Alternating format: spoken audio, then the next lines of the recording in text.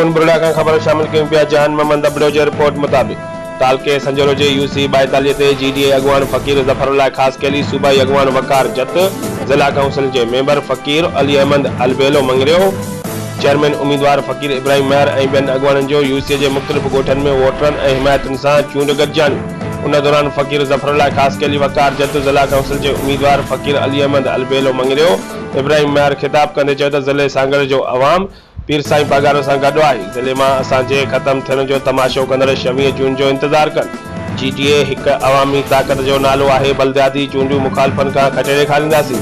UC 42 ते बलदियाती चूंडियुनि में असांजे मुखालफ़नि सां भरपूर मुक़ाबिलो करे पीर साईं पगारो जे दुआउनि सां कामयाबी हासिल कंदासीं ऐं यूसी जे अवाम जी ख़िदमत कंदासीं।